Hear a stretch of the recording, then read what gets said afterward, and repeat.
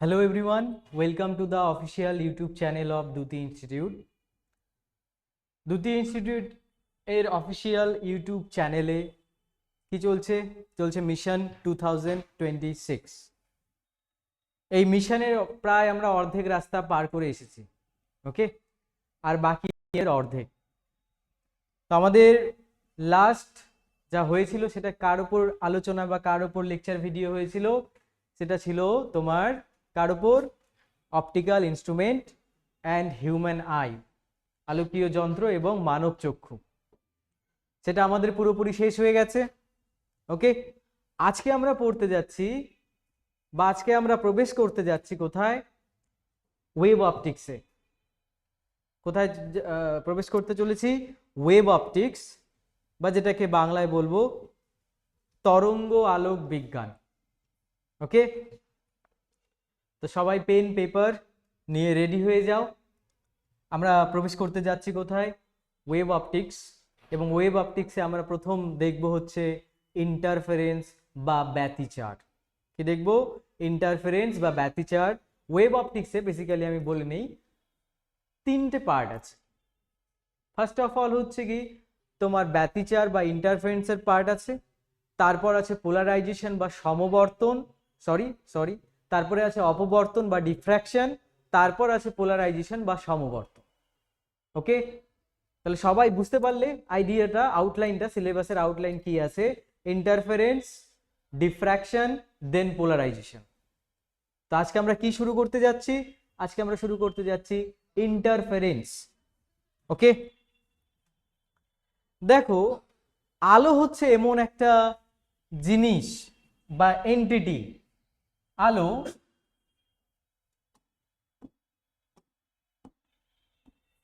আলো এই আলোকে কিছু সময় আমাদেরকে ধরতে হবে কি? কণা বা পার্টিকেল। আবার কিছু সময় আমাদেরকে ধরতে হবে তরঙ্গ বা ওয়েভ। তাহলে আলোর কিন্তু এই দ্বৈত সত্তা আছে। আলোর কি আছে? এই দ্বৈত সত্তা আছে। তাহলে আলো যে কণা ধর্ম, কখন আমাদেরকে ধরতে হবে আলো কণা? এরকম একটি ঘটনা হচ্ছে ফটো ইলেকট্রিক এফেক্ট বা আলোক তড়িৎ ক্রিয়া। ফটো ইলেকট্রিক এফেক্ট বা আলোক তড়িৎ ক্রিয়া। আবার কখন আলোকে আমরা তরঙ্গ হিসাবে ধরবো? তরঙ্গ মানে বুঝতেই পারছো, একটা ডিস্টারবেন্স, একটা ঝঞ্ঝা যেটা মাধ্যমের মধ্য দিয়ে অগ্রসর হয়। কখন আমরা আলোকে তরঙ্গ হিসাবে ধরবো? যেমন ব্যতিচারে। তার ব্যতিচার তো এখনো জানি না, এই তো একটু পরেই জানতে পারবে। ব্যতিচার বা ইন্টারফেরেন্স, আলোক তড়িৎ ক্রিয়া বা ফটো ইলেকট্রিক এফেক্ট। ওকে, তাহলে আমরা এই যে তরঙ্গ, আলোকে যে তরঙ্গ হিসাবে ধরা হলো, সেটা প্রথম কে এটাকে ডেভেলপ করেছিলেন? Huygens, Christiaan Huygens. কিন্তু সেই সময় না, যখন হাইগেন্স বলেছিল যে আলো হচ্ছে তরঙ্গ, সেই সময় অলরেডি নিউটন যে ছিলেন, আইজ্যাক নিউটন, তিনি একদম প্রচন্ড পাওয়ারফুল ছিলেন। তাই হাইগেন্সকে কিন্তু খুব কষ্ট করতে হয়, কারণ অলরেডি একটা ফেমাস মুখ হচ্ছে আইজ্যাক নিউটন। সে আলোকে কণা হিসাবে ধরছিল, ঠিক আছে, কর্পাসকুলার লস তিনি দিচ্ছিলেন, কিন্তু সেই মুহূর্তেই, সেই সমসাময়িক কালেই হাইগেন্স বলছিল যে না, আলোকে তরঙ্গ হিসাবে ধরবো। তাহলে প্রচন্ড অপোজিশনের সম্মুখীন হতে হয় হাইগেন্সকে। এবং পরবর্তীকালে হাইগেন্স যে আলোকে তরঙ্গ হিসাবে ধরেছিলেন, সেটার প্রমাণ আমরা পাই কিসে পাই? ইয়ংস ডাবল স্লিট এক্সপেরিমেন্ট বা ইয়ং এর দ্বিরেখা ছিদ্র পরীক্ষার মাধ্যমে। সেটাও আমাদের কিন্তু সিলেবাসে আছে। তাহলে হাইগেন্স কি বলল? হাইগেন্স কি বলল? হাইগেন্স বলল, প্রথম একটা কনসেপ্ট দিল কিসের? যে তরঙ্গ মুখ, বা ইংরেজিতে যেটাকে বলা হয় ওয়েভ ফ্রন্ট।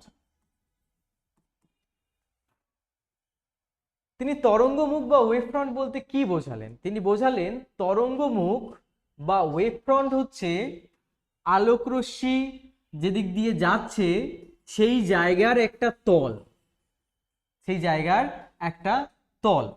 সেই তলের প্রপার্টি কি হবে? এই তলের প্রত্যেক বিন্দুতে, এই তলের প্রত্যেক বিন্দুতে কি হবে?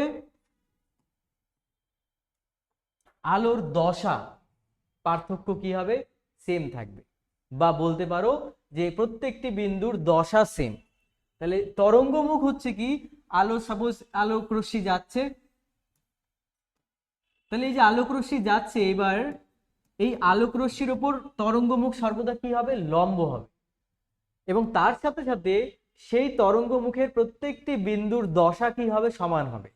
তাহলে আলো যদি সমান্তরাল যায় সেই ক্ষেত্রে আমাদের তরঙ্গমুখটার আকার কিরকম হবে? তরঙ্গমুখটার আকার হবে এই রকম ভাবে, লম্ব একটি সমতল। যখন আলোক রশ্মিগুলি সমান্তরাল ভাবে যাচ্ছে, তাহলে সমান্তরাল ভাবে গেলে কিরকম তল হবে? সমান্তরাল ভাবে গেলে তরঙ্গমুখ যেটা আছে সেটা হবে সমতল। কারণ এই সমতল হলেই ওর প্রত্যেকটি বিন্দুতে, কারণ তরঙ্গ আসছে এইভাবে লম্বভাবে, সমতল হলেই ওর প্রত্যেকটি বিন্দুতে দশা কি হবে? দশা সমান হবে। তাহলে এটা হচ্ছে তরঙ্গ মুখের কনসেপ্ট। এবার বিভিন্ন উৎসের জন্য, বিভিন্ন আলোক উৎসের জন্য তরঙ্গ মুখের আকার বিভিন্ন হয়। কিরকম? দেখো, যদি বিন্দু উৎস থাকে,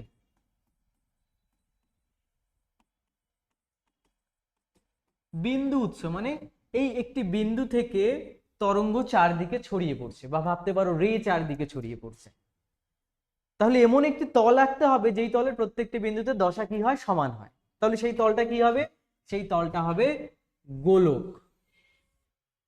তাহলে বিন্দু উৎসের ক্ষেত্রে তরঙ্গমুখ কিরকম হয়? তরঙ্গমুখ হয় গোলাকার। ওকে, নেক্সট হচ্ছে যদি আলোক উৎস অনেক দূরে থাকে, তার মানে আলোক উৎস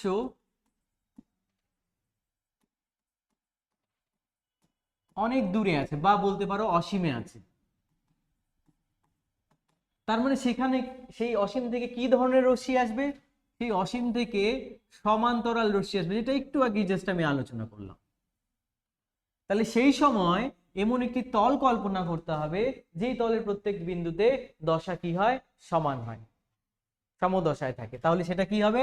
সেটা হয়ে যাবে আমার একটি তল, সমতল। ওকে, 3 নম্বর, যদি আলোক উৎস দণ্ডাকার হয় বা রৈখিক আলোক উৎস, রৈখিক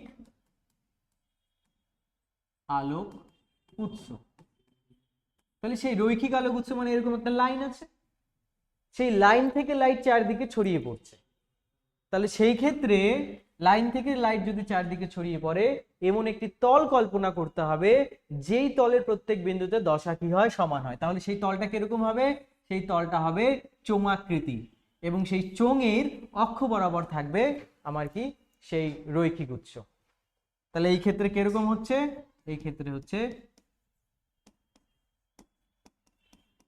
চোঙাকৃতি। তাহলে বিভিন্ন সময় আলোক উৎস অনুযায়ী কার পরিবর্তন হচ্ছে? তরঙ্গমুখের আকারের পরিবর্তন হচ্ছে। যখন বিন্দু উৎস থাকছে তখন গোলাকার তৈরি হচ্ছে, যখন অসীম থেকে লাইট আসছে, অ্যারো অবশ্যই দিবে, অসীম থেকে যখন লাইট আসছে তখন কিরকম হচ্ছে? সমতল হচ্ছে। যখন রৈখিক আলোক উৎস তখন কিরকম হচ্ছে? চোঙাকৃতি। বলো, বুঝতে পারলে কিনা? আচ্ছা, এবার এই যে হাইগেনস বলল তরঙ্গমুখের এরকম এরকম শেপ হবে, তাহলে হাইগেনসের তরঙ্গ তত্ত্বটা কি সেটা একটু দেখে নেওয়া যাক। হাইগেনসের তরঙ্গ তত্ত্ব,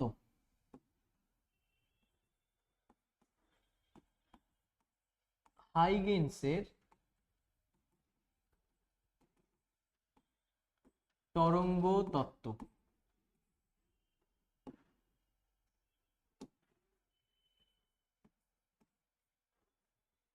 ফার্স্ট অফ অল বলা আছে যে একটা তরঙ্গ মুখ আছে, এই তরঙ্গ মুখের প্রত্যেকটি বিন্দু এক একটি নতুন তরঙ্গ মুখ তৈরি করবে। প্রত্যেকটি তরঙ্গ মুখের প্রত্যেকটি বিন্দু কি করবে? এক একটি নতুন তরঙ্গ তৈরি করবে বা এক একটি নতুন তরঙ্গের উৎস হিসাবে কাজ করবে। তাহলে তরঙ্গ মুখের প্রত্যেকটি বিন্দু তরঙ্গ মুখের প্রতিটি বিন্দু এক একটি নতুন তরঙ্গের উৎস হিসাবে কাজ করবে।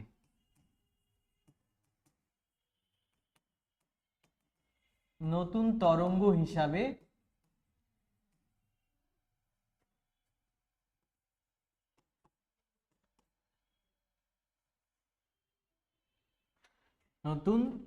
এক একটি নতুন তরঙ্গের উৎস হিসাবে কাজ করবে।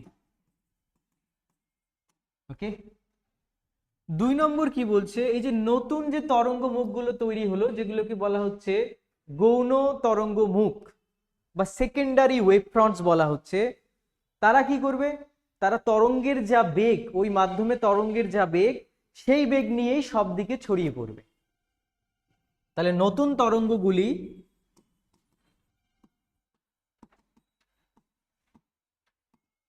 মাধ্যমে তরঙ্গের বেগ নিয়ে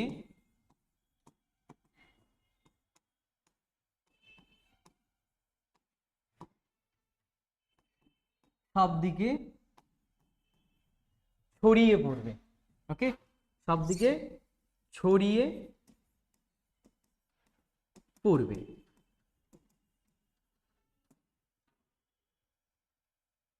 তাহলে এটা হচ্ছে হাইগেন্সের তরঙ্গ তত্ত্ব।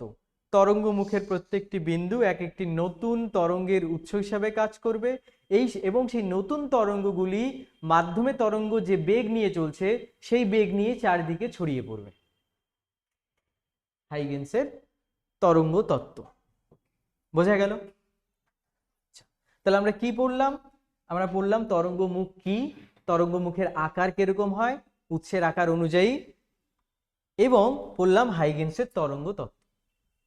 এবার ব্যাপার হচ্ছে যে তরঙ্গ তত্ত্ব হাইগেন্স দিল, খুব ভালো, এরকম কোনো একটা জিনিস দেখাও যেটা এই তরঙ্গ তত্ত্বকে একটু জোর দেয় বা একটু সাপোর্ট করে। তাহলে সেটা হচ্ছে কি, তরঙ্গ তত্ত্বের সাহায্যে আমরা প্রতিফলনের প্রমাণ করতে পারবো, এবং তরঙ্গ তত্ত্বের সাহায্যে আমরা প্রতিসরণের প্রমাণও করতে পারবো বলে নয়, এখানে করতে হবে, কারণ এগুলো আমাদের সিলেবাসে আছে। ওকে, বোঝা গেল? তার মানে আমার নেক্সট টপিক হতে যাচ্ছে কি, হাইগেন্সের তত্ত্ব অনুযায়ী কার প্রমাণ? আলোর প্রতিফলনের প্রমাণ। চলো হেডিং দাও সবাই, এটা আমার সাথে সবাই করো, কারণ এটা ডেরিভেশন খুব ইম্পর্টেন্ট। এই ডেরিভেশন হাইগেন্সের তত্ত্ব অনুযায়ী আলোর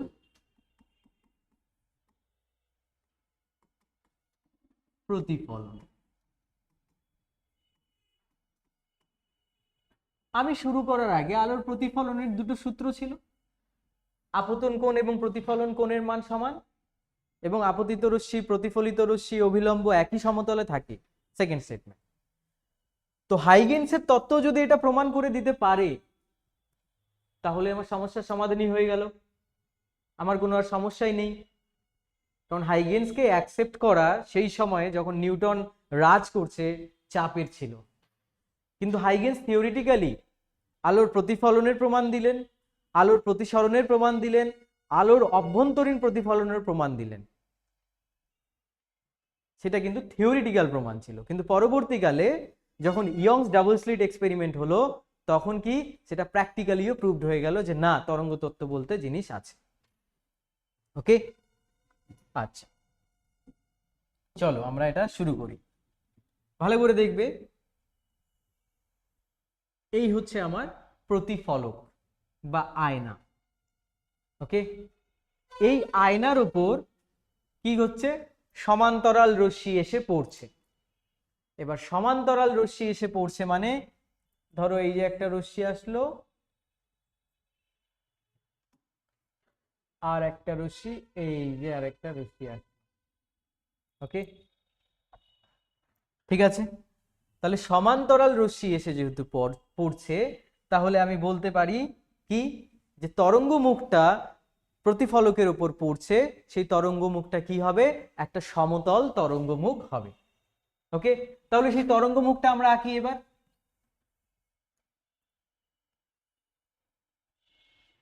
আর একটু নিচে আঁকলে ভালো।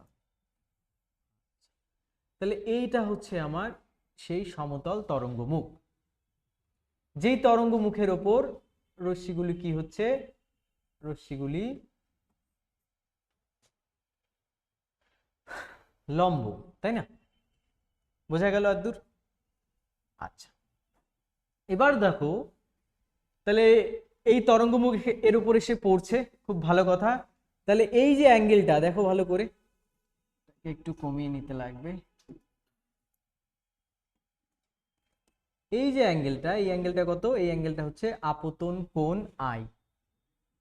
ওকে, আচ্ছা, এবার যখন রশ্মি, একটা রশ্মি এখানে এসে পড়ছে, আরেকটা রশ্মি এখানে এসে পড়ছে, টি সময়, টি সময়ে কি করলো, এখানকার যে রশ্মিটা আছে সে কোথায় চলে আসলো, এই জায়গাটাতে চলে আসলো টি সময়। নাম দাও, এটাকে নাম দাও M1, এটাকে নাম দাও M2। টি সময়ে M2 যে রশ্মিটা, সেটা কি করলো, এই তরঙ্গ মুখ, এই তরঙ্গ মুখ থেকে এই পয়েন্টে এসে গেল। মনে করো এটার নাম দাও, এটা যদি A হয় এটার নাম দাও B। ওই টি সময় এই রশ্মি তো ভেতরে যেতে পারবে না, এই রশ্মি কি করবে, এই রশ্মি প্রতিফলিত হয়ে যাবে। এই রশ্মি কি হবে, এই রশ্মি প্রতিফলিত হয়ে যাবে। টি সময় কতটা প্রতিফলিত হবে, আরে কতটা প্রতিফলিত হবে, এই এ বি মনে করো সি পরিমাণ প্রতিফলিত হবে। ওকে, আচ্ছা, তাহলে আমার এই যে নতুন যে তরঙ্গ মুখটা তৈরি হচ্ছে, সেটা কোনটা আছে, নতুন তরঙ্গ মুখ বলো। নতুন তরঙ্গ মুখ হচ্ছে আমার এই যে আসলো, এক মিনিট, ছবিটা আমি আবার আঁকছি, দেখো এই যে রশ্মি, ঠিক আছে, এই যে আসলো একটা রশ্মি, না আগে আগে আমরা ই করি, এটা হচ্ছে আমার তরঙ্গ মুখ। আচ্ছা, এবার কি হচ্ছে, এখান থেকে রশ্মি যেটা টি সময় কোথায় আসছে, টি সময় চলে আসছে এই পয়েন্টে, যেই সময়ে আলোক রশ্মি এখান থেকে এখানে আসছে, সেই সময়ে এইখানের যে আলোক রশ্মিটা আছে সেটা এখানে চলে গেছে। ওকে, বোঝা গেল? এবার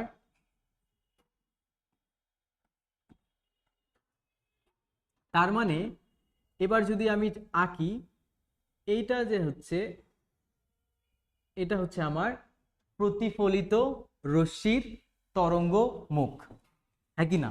নাম দিই, চলো এটার নাম হচ্ছে M1, এটার নাম হচ্ছে M2, এই অ্যাঙ্গেলটা হচ্ছে I। ওকে, আচ্ছা, তাহলে এই যে রশ্মিটা হচ্ছে, এটা হচ্ছে প্রতিফলিত রশ্মি আর। ওকে, অ্যাঙ্গেল নাম দিলাম। আচ্ছা, তো নাম দাও, এটাকে নাম দাও A, এই পয়েন্টের নাম দাও B, এই পয়েন্টের নাম দাও C, এই পয়েন্টের নাম দাও D। ওকে, বোঝা গেল? তাহলে আমি কি বললাম, একটি তরঙ্গমুখ এসে পড়লো, সমান্তরাল তরঙ্গমুখ, কেন, কারণ রশ্মিগুলো হচ্ছে সমান্তরাল। তাহলে একটা সমতল তরঙ্গমুখ এসে পড়বে, ডি পয়েন্ট থেকে যে সময়ে লাইট বি পয়েন্টে আসলো, এ পয়েন্ট থেকে লাইট প্রতিফলিত হয়ে সি পয়েন্টে গেছে।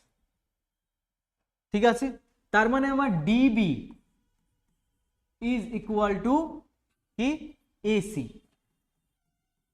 কারণ এদের দৈর্ঘ্য কিন্তু সমান হবে, একই সময়ে ট্রাভেল করেছে, তাহলে একই দূরত্ব করবে, কারণ মাধ্যমের পরিবর্তন হয়নি।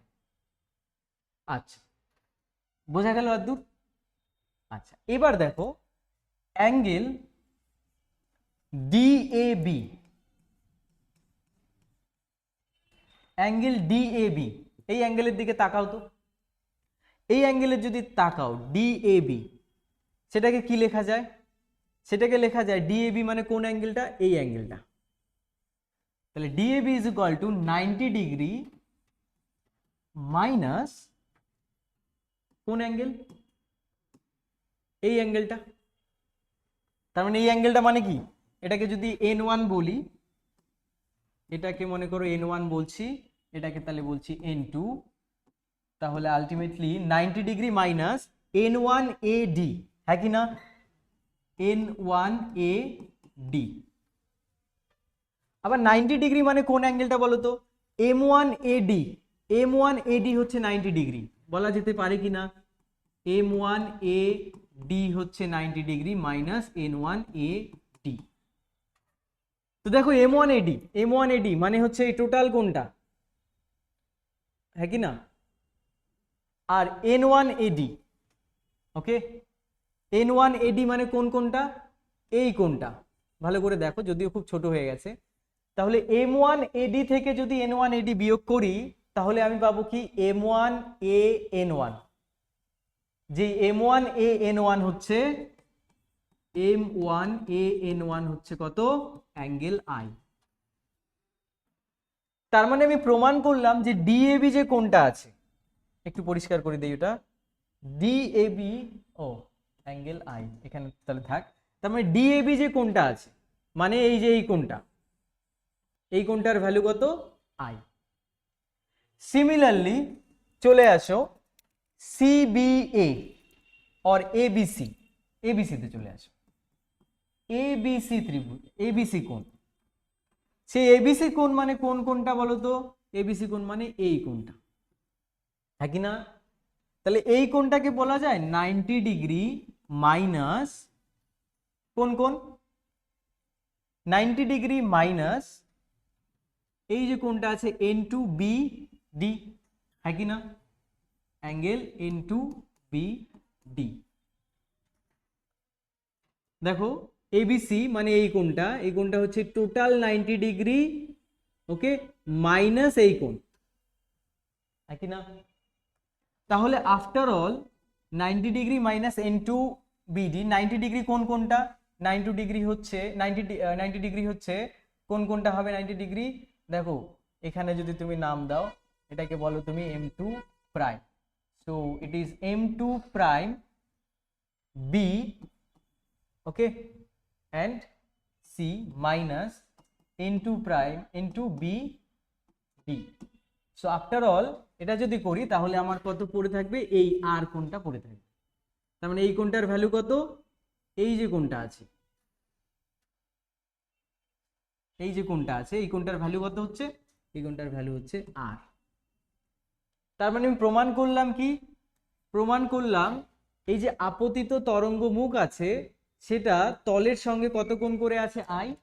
এবং প্রতিফলিত যে তরঙ্গ মুখ আছে, সেটা কত কোণ করে আছে? আর।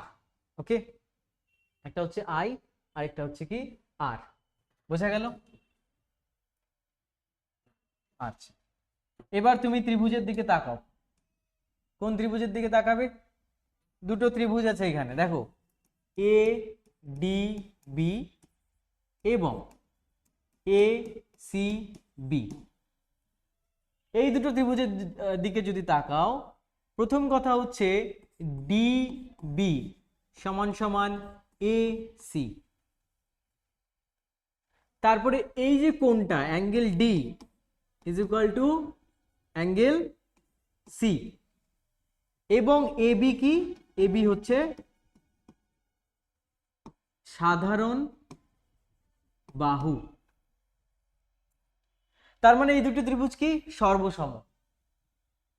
তো এই দুটি ত্রিভুজ যদি সর্বসম হয়, তাহলে আমি বলতে পারি না, আমি বলতে পারি আই ইজ ইকুয়াল টু আর, আপতন কোণ সমান সমান প্রতিফলন কোণ, আই ইজ ইকুয়াল টু আর। ওকে, তাহলে এটা হচ্ছে কি প্রতিফলনের প্রথম যে সূত্র আই ইজ ইকুয়াল টু আর, সেটা। দ্বিতীয় সূত্র কি বলেছে? যে তোমার আপতিত রশ্মি, প্রতিফলিত রশ্মি এবং অভিলম্ব একই সমতলে থাকে। এখানে ছবি দেখে বোঝাই যাচ্ছে যেটা তখনই সম্ভব যখন আপতিত রশ্মি, প্রতিফলিত রশ্মি এবং অভিলম্ব একই সমতলে থাকবে। বোঝা গেল? এটা হচ্ছে আমার হাইগেন্সের সূত্র থেকে প্রতিফলনের সূত্রের প্রমাণ।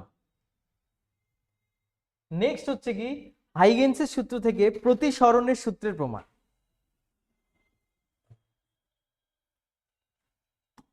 হাইগেন্স থেকে প্রতিসরণ সূত্রের প্রমাণ।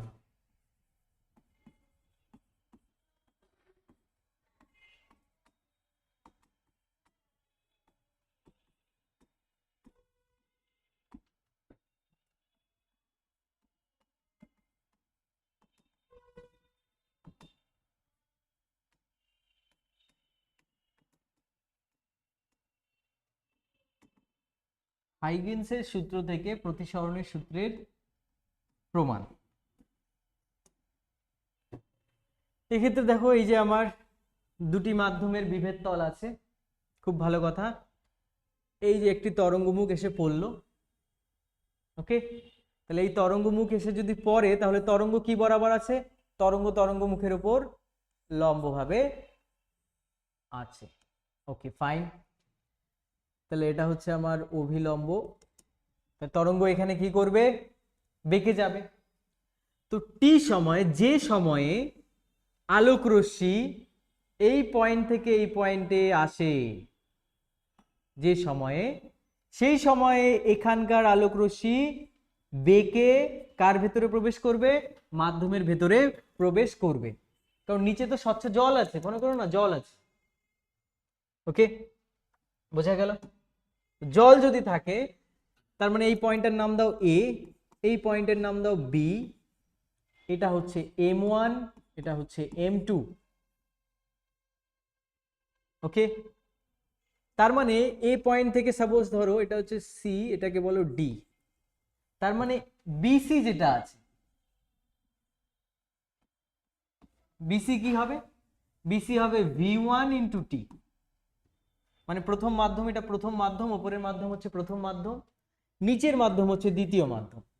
প্রথম মাধ্যমে আলোর বেগ যদি V1 হয় তাহলে টি সময় কতটা দূরত্ব অতিক্রম করছে? BC = V1t। দ্বিতীয় মাধ্যমে আলোর বেগ যদি V2 হয় তাহলে AD কি হবে? AD হবে সেই টি সময় কত দূর অতিক্রম করবে? V2 into T. বলে বুঝতে পারলে কিনা? তার মানে আমার আপতন কোণ হচ্ছে এটা I। ওকে, বোঝা গেল? আপতন কোণ হচ্ছে I। ফাইন, তার মানে আমাকে এবার কি করতে হবে? প্রতিসৃত রশ্মির জন্য তরঙ্গমুখ আঁকতে হবে। সেই তরঙ্গমুখটা কিরকম হবে? সেই তরঙ্গমুখটা হবে এইরকম। ওকে, সেই তরঙ্গমুখটা কিরকম হচ্ছে? সেই তরঙ্গমুখটা হচ্ছে এইরকম। তার মানে এইখানে, ওকে, তার মানে এটা হচ্ছে আমার কত? এটা হচ্ছে আমার আর। এটাকে বলছি N1, এটাকে বলছি N2। ওকে, আর কোথাও নাম দেওয়া বাকি আছে কি? আর কোথাও নাম দেওয়া বাকি আছে? নেই। তাহলে এই হচ্ছে আমার কনস্ট্রাকশন। তরঙ্গমুখ আমি এভাবে ছবিটা আঁকলাম এবং বললাম বিসি হচ্ছে V1t, এডি হচ্ছে V2t। এবার দেখো অ্যাঙ্গেল BAC, এই যে অ্যাঙ্গেলটি আছে BAC অ্যাঙ্গেল। ওকে, BAC অ্যাঙ্গেলের দিকে তাকাও। এই BAC অ্যাঙ্গেলকে আমি বলতে পারি, কি বলতে পারি? 90 degree minus N1AB, angle N1AB বলতে পারি। আবার সেই 90 ডিগ্রিকে কি বলতে পারি? M1AB, সরি, হ্যাঁ অবশ্যই বলতে পারি M1AB মাইনাস N1AB। এবার ভালো করে তাকাও, M1AB থেকে যদি N1AB বিয়োগ করে দেই তাহলে কি পাবো? পাবো আমরা I। কি পাবো? আমরা পাবো I। বোঝা গেল? ওকে, তো দিস ইজ অ্যাঙ্গেল BAC। তাহলে এখানে বলে দিলাম বিএসি কি হচ্ছে, বিএসি হচ্ছে আই। এবার আসো অ্যাঙ্গেল, কোথায় আসবো, এসিডি, অ্যাঙ্গেল এসিডি। এসিডি অ্যাঙ্গেলের দিকে যদি তাকাও তাহলে বলা যায় সেটা 90 degree minus angle N two, এই টোটালটা হচ্ছে 90 ডিগ্রি, তার থেকে এন টু সিডি বিয়োগ করব, এন টু সিডি। আবার 90 ডিগ্রি মানে কোন অ্যাঙ্গেলটা, 90 ডিগ্রি মানে হচ্ছে N two C, N two CD, হ্যাঁ। So 1 minute, 1 minute, N two C, 1 minute, 90 degree minus এই অ্যাঙ্গেলটা এন টু সি ডি, আচ্ছা আচ্ছা, এম টু প্রাইম। আবার 90 ডিগ্রি মানে কি, M two prime C A minus N two C D. ভালো করে দেখো ছবির দিকে, M two prime C D, okay, minus N two prime C, M two prime C D, হ্যাঁ M two prime C D হবে, this is M two prime C D minus N two C D. কোন অ্যাঙ্গেলটা বেরোবে, এই আর অ্যাঙ্গেলটা বেরোবে। তার মানে angle এসিডিও হচ্ছে কি আর, অ্যান্ড অ্যাঙ্গেল বিএসি কি হচ্ছে, আই হচ্ছে, ওকে। এবার দেখো সাইন আই যদি লিখতে চাই, sign I, sign I K কিভাবে লিখবো, সাইন আই হচ্ছে লম্ব বাই অতিভুজ। তাহলে আমার কোন ত্রিভুজটা লাগবে, এবিসি ত্রিভুজটা লাগবে। এবিসি ত্রিভুজের, এবিসি ত্রিভুজের লম্ব কোনটা, লম্ব হচ্ছে বিসি। এবিসি ত্রিভুজের অতিভুজ কোনটা, অতিভুজ হচ্ছে এসি। এবার চলে আসো সাইন আর, মানে নিচের ত্রিভুজ লাগবে আমার। নিচের ত্রিভুজের লম্ব কোনটা, দেখো এটা কিন্তু লম্ব, ঠিক আছে, 1 মিনিট, হ্যাঁ। সো লম্ব হচ্ছে কি আমার এডি, হ্যাঁ কি না, আর অতিভুজ আমার কি, অতিভুজ আমার হচ্ছে এসি, ওকে। তাহলে সাইন আই বাই সাইন আর যদি করি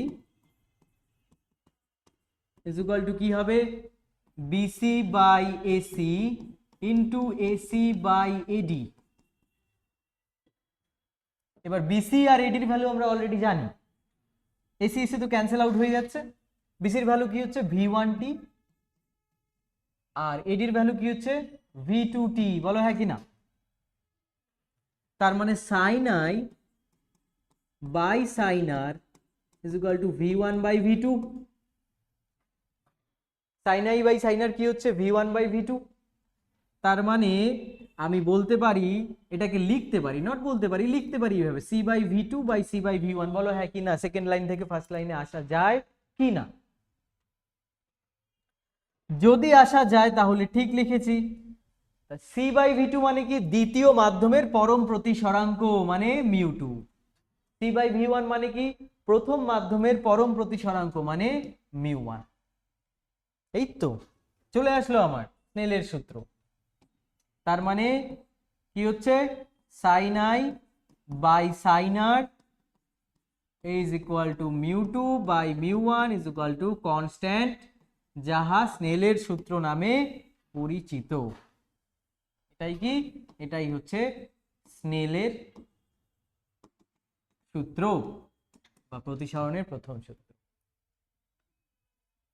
এবং ছবি থেকে আমরা বলতে পারি কি, যে আপতিত রশ্মি, প্রতিষ্ঠিত রশ্মি এবং অভিলম্ব একই সমতলে থাকবে, না হলে তো এই জিওমেট্রিটাই হতো না, না হলে এই জিওমেট্রিটাই কিন্তু হতো না, ওকে, বোঝা গেল। তাহলে এটা গেল প্রতিসরণের, সরি হাইগেন্সের নীতি থেকে প্রতিসরণের সূত্রের প্রমাণ, হাইগেন্সের নীতি থেকে প্রতিসরণের সূত্রের প্রমাণ। হাইগেন্সের নীতি থেকে প্রতিফলন এবং প্রতিসরণ, তরঙ্গমুখের আকার, এইসব কিন্তু খুব ইম্পর্টেন্ট, ভেরি ভেরি ইম্পর্টেন্ট, ওকে। নেক্সট আমরা দেখব আলোক তরঙ্গের ব্যতিচার। যদিও আমরা ক্লাস 11-এ অলরেডি ব্যতিচার কি সেই জিনিসটা কিন্তু আমরা অলরেডি পড়েছি।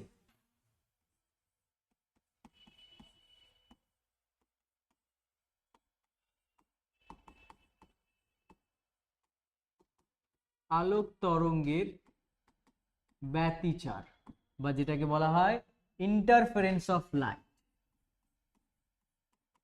Interference of light. ওকে,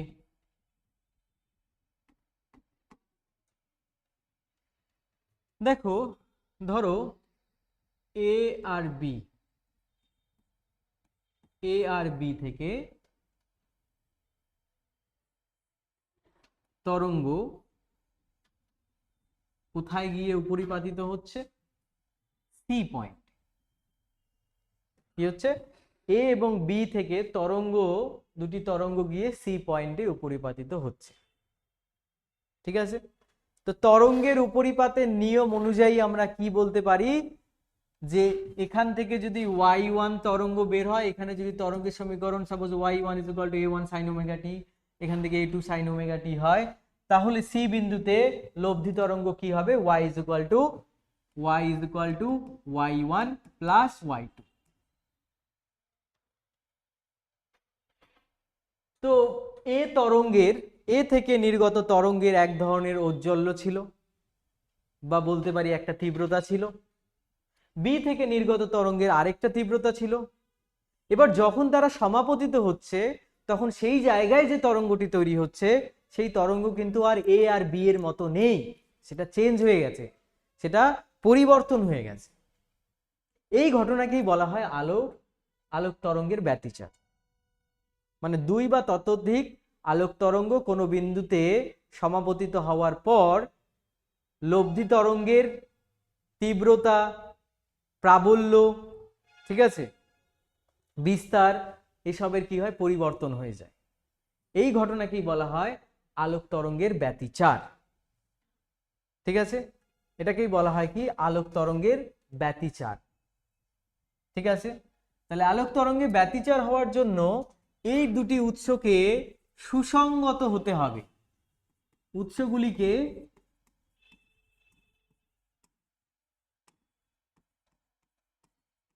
সুসংগত হতে হবে। এবার প্রশ্ন হচ্ছে স্যার সুসংগত হওয়ার অর্থ কি?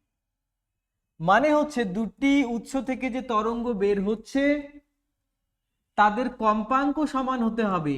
প্রথম কথা, কম্পাঙ্ক কি হতে হবে? সমান হতে হবে। দ্বিতীয় শর্ত কি?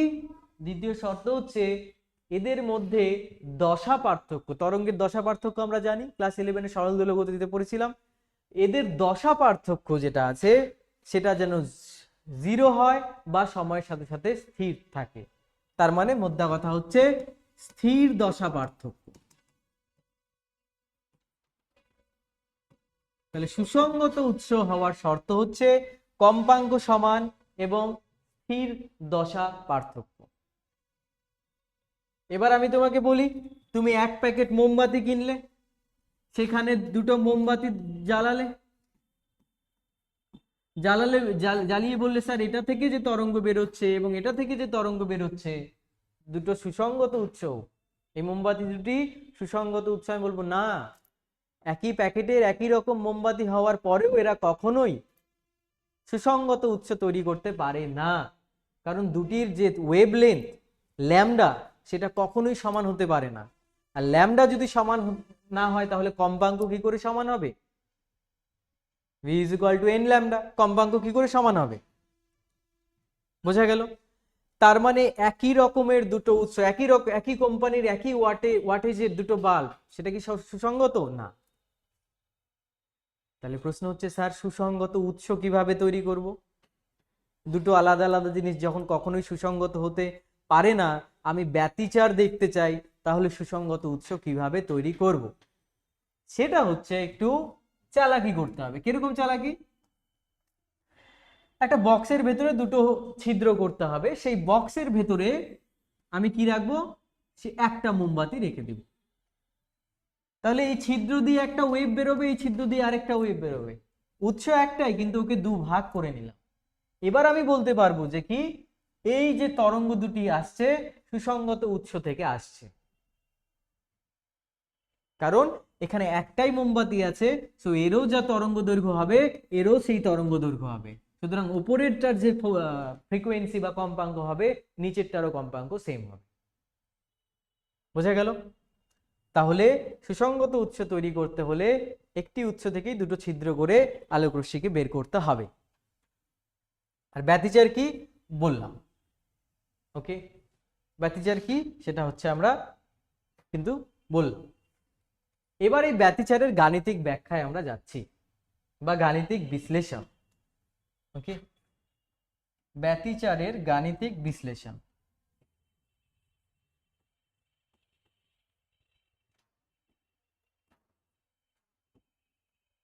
ব্যতিচারের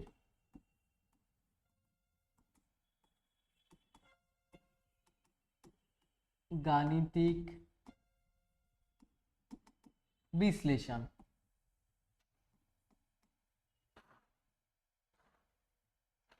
ধরো দুটো উৎস থেকে ওই একই ব্যাপার, ধরো কল্পনা করো যে দুটো উৎস আছে, সুসংগত উৎস অবশ্যই এ এবং বি। এখান থেকে রে গিয়ে কোথায় উপরিপাত করছে? C point. এ থেকে যে রশ্মিটা আসছে তার সমীকরণ মনে করো, নট রশ্মি, তরঙ্গ, সেটা কি y1 = a1 sin ওমেগা টি। এবং বি থেকে যেটা আসছে সেটাকে মনে করো y2 = a2 sin omega T minus 5। এগুলো কি? এগুলো হচ্ছে চলতরঙ্গের সমীকরণ। তোমরা আশা করি জানো যে চলতরঙ্গের সমীকরণ y = a1 sin omega T, that means a sin omega T, যেখানে a1 বা a যেটা সাইনের আগে থাকে সেটা হচ্ছে কি সেই তরঙ্গের বিস্তার, ওমেগা কি কৌণিক কম্পাঙ্ক, টি কি সময়। তাহলে স্যার ফাই কি? ফাই হচ্ছে এই তরঙ্গ দুটির মধ্যে দশা পার্থক্য। ফাই কি? ফাই হচ্ছে দশা পার্থক্য। আন্ডারস্টুড?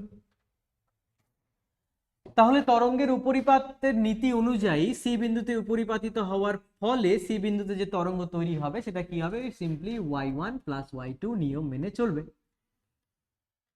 হ্যাঁ কিনা? তরঙ্গের উপরিপাতের নীতি। আচ্ছা, তো এটা কি বলা যেতে পারে a1 sin omega T plus a2 sin omega T minus 5? So a1 sin omega T plus a2 sin a minus b, formula কি আছে? sin a cos b minus cos a sin b। So ওটাকে ভাঙি, sin a cos b minus cos a sin b। বলো হ্যাঁ কিনা? বোঝা গেল? আচ্ছা, যদি বোঝা যায় তাহলে কি করা যায়? তাহলে আরেক লাইনে এগোনো যায়। সো a1 sin ওমেগা টি প্লাস a2, হ্যাঁ, sin omega T cos phi minus a, এটা কিন্তু মাইনাস হবে তাই না? ও না, প্লাস হবে, হ্যাঁ এটা মাইনাস হবে, a2 cos omega T sin phi। sin omega T common নেওয়া যায় নাকি দেখো? তাহলে কমন যদি নেই a1 plus a2 cos phi sin omega T, okay, minus a2 sin phi cos omega T. লেখা যায় এভাবে? আচ্ছা, এইভাবে যদি লেখা যায় তাহলে পরের লাইনে লিখি আর cos theta sin omega T minus আর sin theta cos omega T.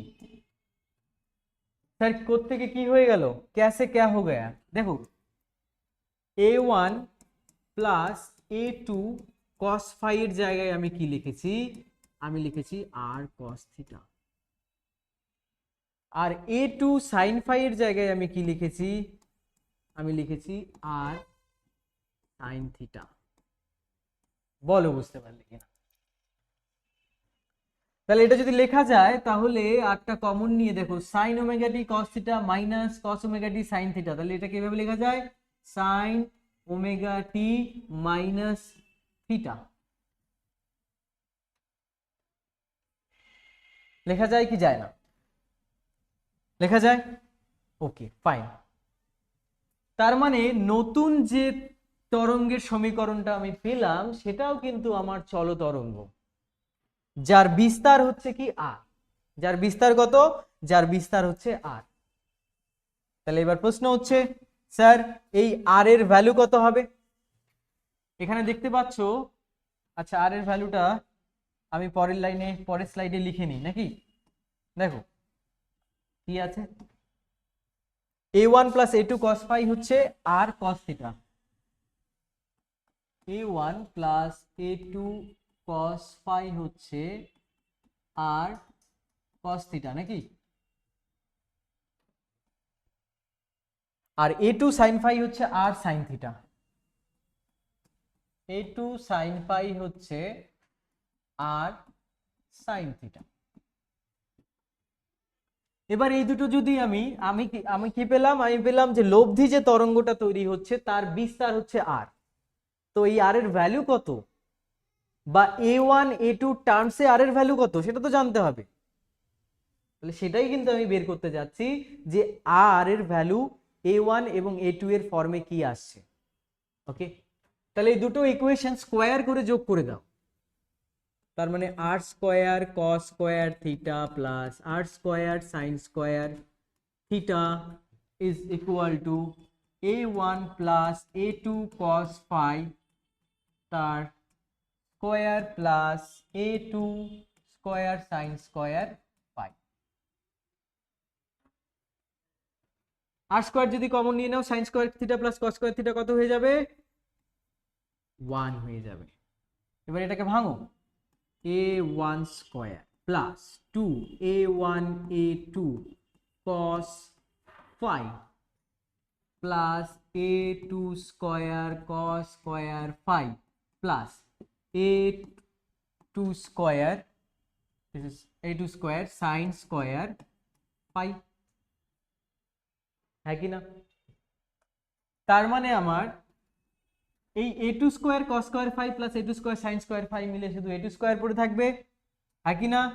তাহলে আমার আফটার অল কি হচ্ছে, আমার আফটার অল হচ্ছে a1 square plus 2a1 a2 cos phi plus a2 square.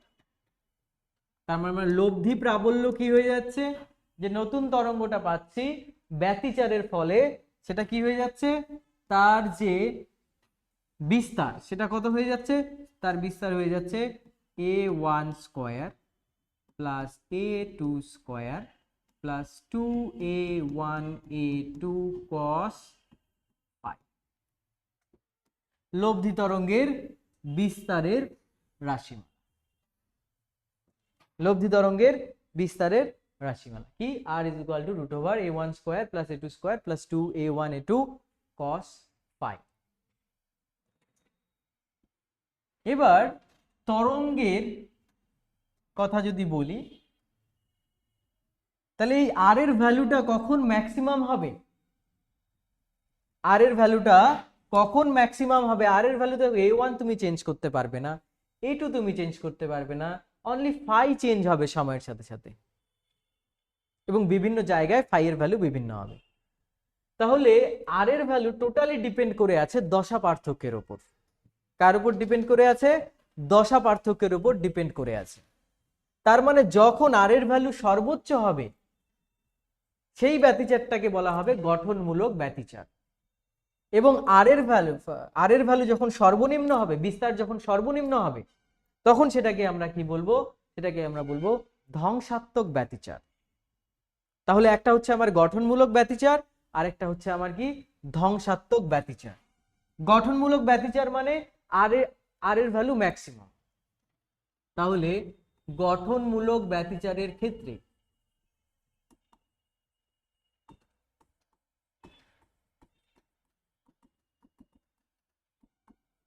ক্ষেত্রে কি হবে, cos phi যেটা হচ্ছে সেটাকে ম্যাক্সিমাম হতে হবে, আর এর ভ্যালু ম্যাক্সিমাম হতে গেলে r ইজ ইকুয়াল টু কি √ a1 square plus a2 square plus 2a1 a2 cos phi। a1 a2 এর ভ্যালু চেঞ্জ করতে পারবে না, তো cos phi এর ভ্যালু যখন ম্যাক্সিমাম হবে r এর ভ্যালু তখন ম্যাক্সিমাম হবে। এবার cos phi এর ম্যাক্সিমাম ভ্যালু কত, cos phi এর ম্যাক্সিমাম ভ্যালু হচ্ছে +1, হ্যাঁ কি না? তাহলে cos phi এর ম্যাক্সিমাম ভ্যালু যদি +1 হয় তাহলে cos phi কে লেখা যায়, জেনারেলাইজড করে লেখা যায় cos 2n pi +1, তাই না? তাহলে phi এর ভ্যালু কত হচ্ছে, phi এর ভ্যালু হচ্ছে 2n pi। তাহলে দশা পার্থক্য কি হতে হবে, 2n pi, যেখানে n কি, n হচ্ছে 1 2 3 ডট ডট ডট, যে কোনো ভ্যালুই হতে পারে। তাহলে r এর ম্যাক্সিমাম ভ্যালু কত হবে, r ম্যাক্স হবে, cos phi তো 1 হয়ে গেল, তাহলে √a1 square plus a2 square plus 2a1 a2, হ্যাঁ কি না? তার মানে রয়ে গেল a1 প্লাস a2 অনলি। ওকে, বোঝা গেল? এবার বলছে যদি, নট যদি, ধ্বংসাত্মক ব্যতিচারের ক্ষেত্রে, মানে আর এর ভ্যালু কখন সর্বনিম্ন হবে, ধ্বংসাত্মক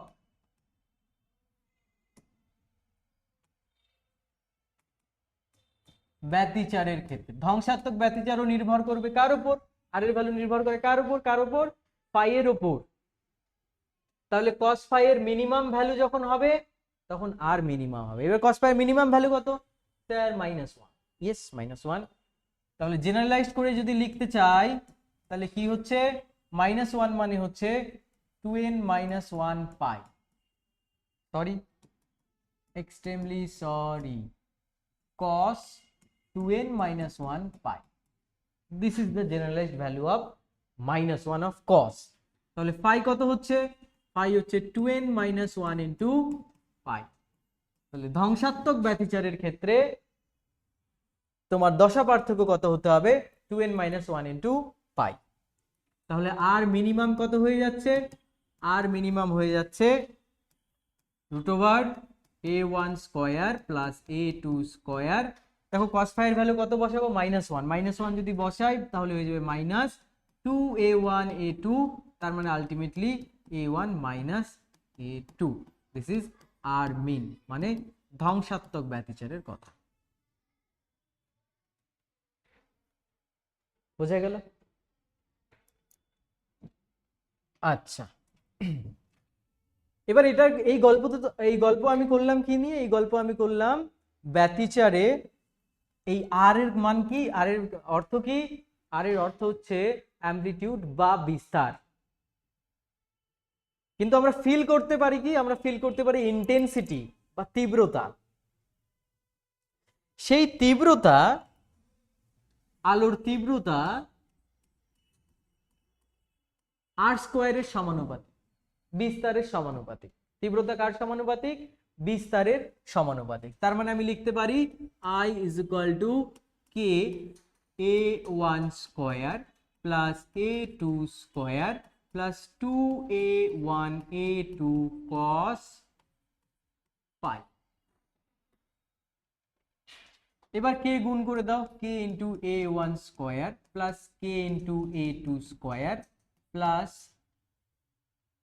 2, কে কে এইভাবে লিখে যায় √k a1, ওকে,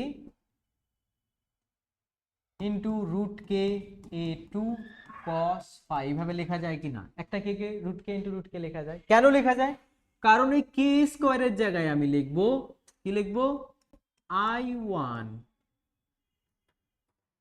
হ্যাঁ কি না, প্লাস কি লিখবো i2, because i is proportional to k r square। তো এখানে k r স্কয়ার, এসব বলবে স্যার আর কোথায়, আরে অ্যামপ্লিটিউড এখানে a1, ইন্ডিভিজুয়াল রেজের অ্যামপ্লিটিউড কত, প্রথমেরটার a1 পরেরটার হচ্ছে a2, মানে বিস্তার, প্লাস 2, ওকে। এটাকে কি লেখা যায়, এটাকে লেখা যায় √i1 √i2 root over K A one কে কি লেখা যায়, root over I one. Root over K A two কে কি লেখা যায়, root over I two into cos. তার মানে কি, তার মানে এটাকে এভাবে লেখা যায় I one square plus root over I two square plus 2 root over I one I two cos 5।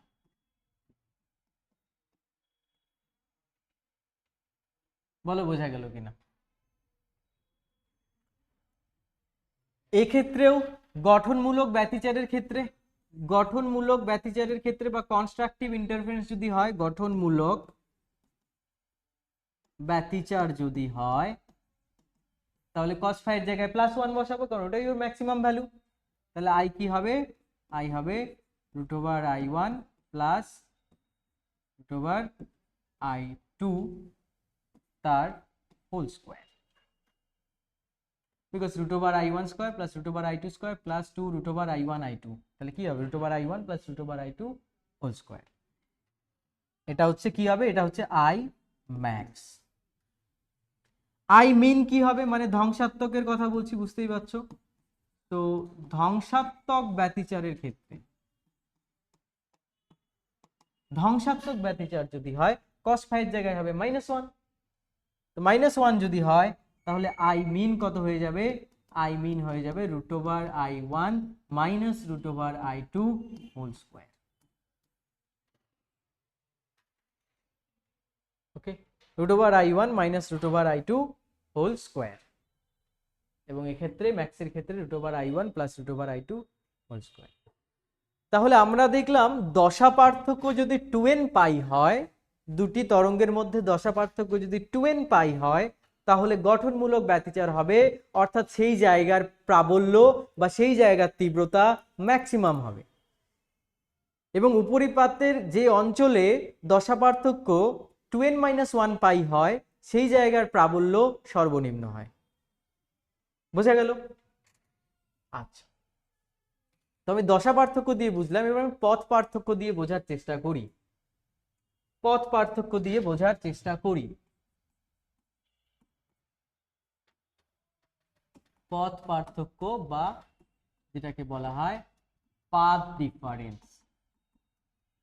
যেটাকে বলা হয় কি পাথ ডিফারেন্স। পথ পার্থক্য বা পাথ ডিফারেন্স কি? দেখো, তরঙ্গ দৈর্ঘ্য যদি ল্যামডা হয়, একটি তরঙ্গের যদি তরঙ্গ দৈর্ঘ্য ল্যামডা হয়, তাহলে সেক্ষেত্রে তার দশা পার্থক্য কত হয়, 2 পাই। ওকে, বা এটাকে যদি উল্টো করে লিখি, 2 পাই দশা পার্থক্য হলে পথ পার্থক্য কত হয়, ল্যামডা। তাহলে একক পরিমাণ যদি দশা পার্থক্য হয়, তাহলে পথ পার্থক্য কত হবে, lambda by 2 pi. Okay, phi পরিমাণ যদি দশা পার্থক্য হয়, তাহলে পথ পার্থক্য কত হবে, 2 pi by lambda into pi. এই পথ পার্থক্যকে আমরা ডেল্টা দিয়ে লিখি। সো ডেল্টা হচ্ছে কি ল্যামডা বাই 2 পাই ইন্টু দশা পার্থক্য পাই। ওকে, এবার গঠনমূলক ব্যতিচারের ক্ষেত্রে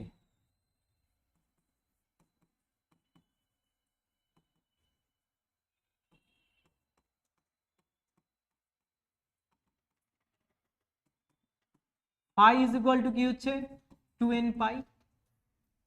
তাহলে সেই সময় দশা পার্থক্য কত হবে, lambda by 2 pi into 2n pi, pi 2 pi 2 কেটে গেল n ল্যামডা। ডেল্টা কি হয়ে যাচ্ছে তখন, n ল্যামডা। n কি, n হচ্ছে যে কোনো ইন্টিজার, মানে পূর্ণ সংখ্যা 1 2 3 ডট ডট ডট। তার মানে দশা পার্থক্য যখন ল্যামডা হবে, বা দশা পার্থক্য যখন 2 ল্যামডা হবে, বা দশা পার্থক্য যখন 3 ল্যামডা হবে, তখন কি হবে, গঠনমূলক ব্যতিচার হবে। তখন কি হবে, তখন হবে গঠনমূলক ব্যতিচার। বা এটাকে তুমি ঘুরিয়ে এভাবে বলতে পারো, এটাকে 2n বলে এটাকে ল্যামডা বাই 2 বলে দাও। মানে যখন পথ পার্থক্য ল্যামডা বাই 2 এর জোড় গুণিতক হবে, যখন পথ পার্থক্য কি হবে, λ/2 এর জোড় গুণিতক, তখন কি হচ্ছে গঠনমূলক ব্যতিচার। সিমিলারলি ধ্বংসাত্মক ব্যতিচারের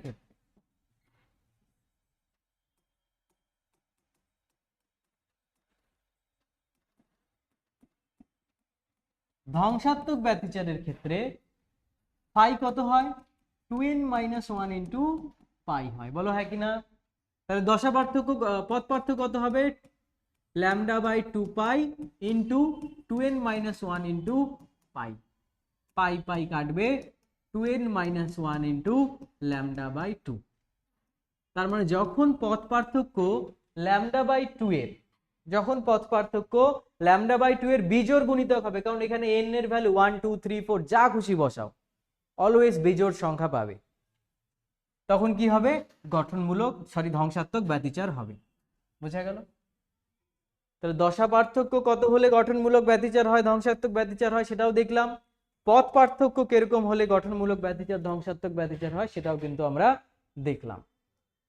এবার একটু ওই যেখানে আমরা রেজাল্টেন্টটা বের করেছিলাম সেই জায়গাতে একটু আমি আবার ফিরে যাব।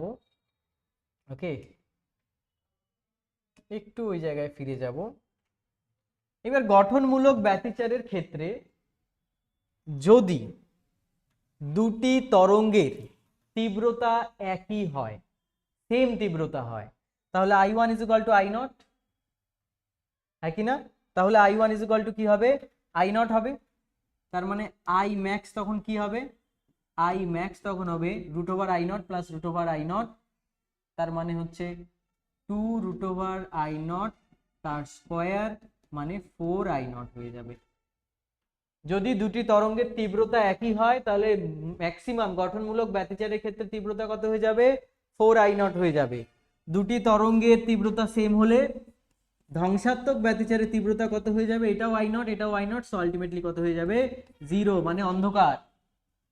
তবে যেখানে ধ্বংসাত্মক ব্যতিচার হচ্ছে সেই জায়গাটা কি হয়ে যাবে, সেই অঞ্চলটি অন্ধকার হয়ে যাবে, আর যেখানে গঠনমূলক ব্যতিচার হচ্ছে সেই অঞ্চলটি কি হয়ে যাবে, ম্যাক্সিমাম উজ্জ্বল হয়ে যাবে। বোঝা গেল? ক্লিয়ার?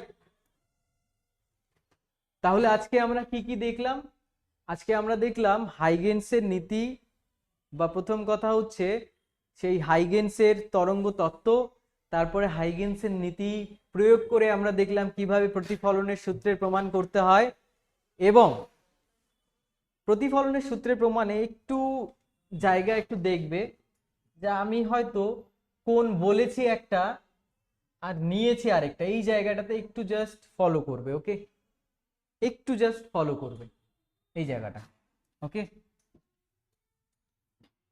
হয়তো আমি একটা, আমার এখন মনে পড়ছে যে আমি কোথাও একটা কোণ বলেছি একটা, নিয়েছি আরেকটা, ঠিক আছে, এরকমটা হতে পারে, তো সেই জায়গাটা ফলো করে, বাকি সব ঠিকই আছে। তারপর প্রতিসরণের সূত্র প্রমাণ করলাম। ওকে, তারপর কি করলাম, যে আলোক তরঙ্গের ব্যতিচার কি, সুসংগত উৎস কি, সেই জিনিসটা দেখলাম। তারপরে শুরু করে দিলাম ব্যতিচারের গাণিতিক ব্যাখ্যা। ওকে, তারপর ব্যতিচারের গাণিতিক ব্যাখ্যার মধ্যেই অনেক কিছু করলাম, লব্ধি তরঙ্গের বিস্তার, লব্ধি তরঙ্গের প্রাবল্য, ধ্বংসাত্মক ব্যতিচারের শর্ত, গঠনমূলক ব্যতিচারের শর্ত, পথ পার্থক্য, দশা পার্থক্য, উভয়ের ফর্মেই কিন্তু আমরা করলাম। ওকে, তো নেক্সট ক্লাসে আমরা কি ইয়ং এর দ্বিরেখা ছিদ্র পরীক্ষা বা ইয়ংস ডাবল স্লিট এক্সপেরিমেন্টে যাব। ইয়ংস ডাবল স্লিট এক্সপেরিমেন্টে ব্যতিচার ঝালর তৈরি হবে, মানে যে ধ্বংসাত্মক ব্যতিচার হবে ঠিক তারপরেই গঠনমূলক ব্যতিচার হবে, এরকম একটা ঝালর পাবো, সেই ঝালরের বেদ নির্ণয় করব। তারপরে একটু ইয়ংস ডাবল স্লিট এক্সপেরিমেন্টটা একটু মডিফাই